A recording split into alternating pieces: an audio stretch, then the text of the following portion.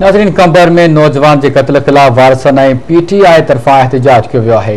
इन हवाले से वीडियो लिंक ते मौजूद है आवाज़ न्यूज़ जो रिपोर्टर हाकिम खास के लिए। जी हाकिम, 5 ॾींहं अॻु मई मकोल थाने जी पुलिस एक नौजवान ॻोठाणे खे गिरफ़्तार करे उन मथां तशद्दुद करे ऐं गोलियूं हणी उनखे क़त्ल करे छॾियो, जंहिंजो केस जेको आहे उन साॻे थाने ते SHO समेत ॿियनि पुलिस एहलकारनि मथां दाख़िल त थी वियो, लेकिन उन जा जवाबदार जेके आहिनि त उहे हिन वक़्त ताईं गिरफ़्तार न थी सघिया आहिनि।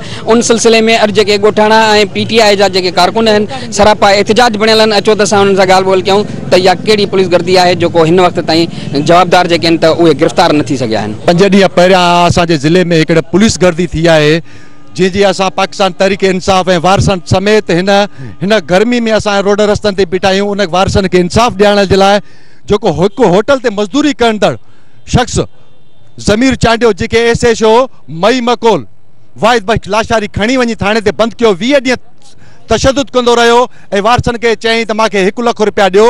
उहो किथां बि आणियो, काॾां बि आणियो, हुनजी अमड़ 3 दफ़ा उन ॾे क़ुरान शरीफ़ बि खणी वई त मां पैसा कोन था थी सघनि, उन जी मोट में वाहिद बख्श लाचारी 20 ॾींहंनि खां पोइ 4 गोलियूं हणी हुनखे तशद्दुद कयो वियो आहे। उनखां पोइ 4 गोलियूं हणी उनखे थाणे ते मारे अस्पताल में फिटी करे मालिकनि ने न्यापो थो करे ताणी लाश खणो। पुलिस सदाई हिन ज़िले में अहिड़ा वाक़िया खुदि कराए थी ऐं SSP लेवल जा माण्हू उन्हनि जी सरपरस्ती कनि था।